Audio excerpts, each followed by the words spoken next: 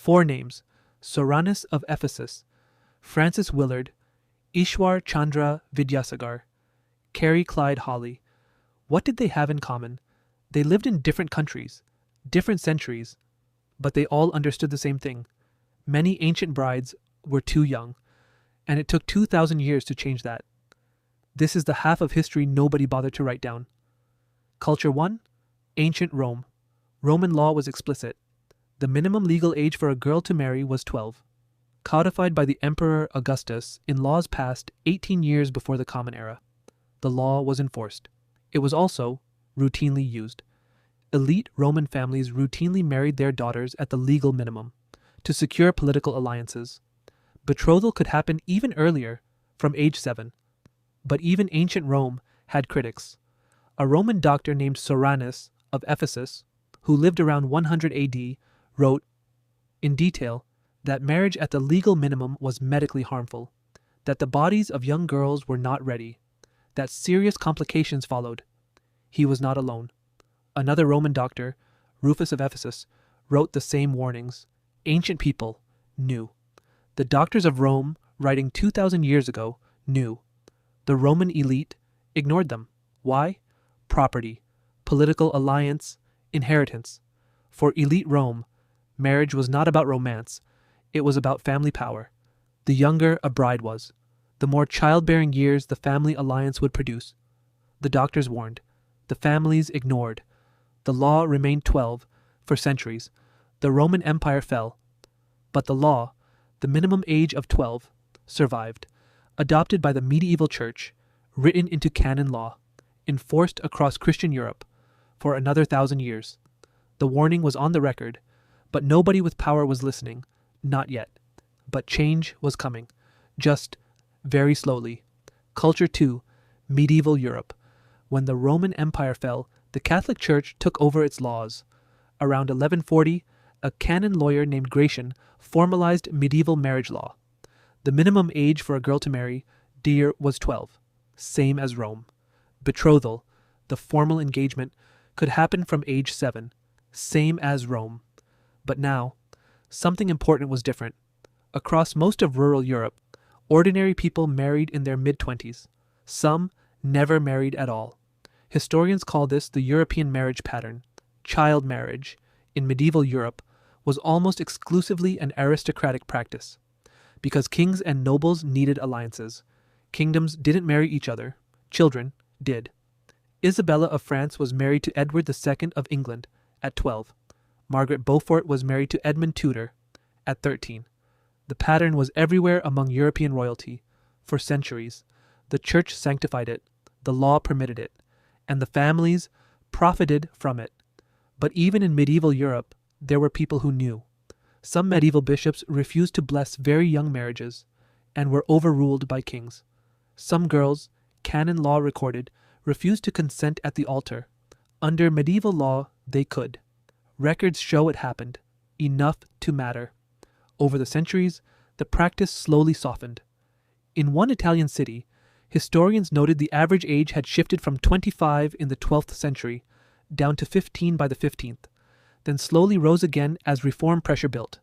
But the legal minimum of 12, the one Rome had written down 2,000 years ago, stayed on the books in most of Europe. 2,000 years of the same number, the same law. Culture. 3. The 19th century United States. America had inherited English common law, which meant the age of consent in most states was 10, in some states, 12, in one state. In Delaware, the age of consent was 7. This was on the books. Not history from ancient times, American law. In 1880, then something happened. Women across the country started meeting in churches, in temperance halls, in kitchens, and they named a leader, Frances Willard, president of the Women's Christian Temperance Union.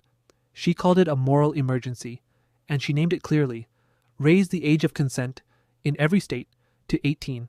The WCTU sent petitions to legislators in every state. They organized across race and class, black and white women, urban and rural, working class and wealthy. And in 1895, the first woman ever elected to a state legislature. introduced her very first bill in the Colorado legislature, raised the age of consent in Colorado to 21. The first bill ever introduced by the first woman legislator in American history was to protect girls from being married as children. She knew, before anything else, what the fight was. By 1920, 26 American states had raised the age to 16. 21 states had raised it to 18. The Roman minimum of 12, after 2,000 years, finally ended, in America, by the women, who would not stop. Culture 4. 19th century India. At the same time women in America were organizing, a Bengali scholar named Ishwar Chandra Vidyasagar was leading a parallel fight in India. His name, Vidyasagar, meant ocean of knowledge, the title given to him by Sanskrit college. He was a Sanskrit scholar, and he did something clever. He used Hindu scripture itself to argue against child marriage.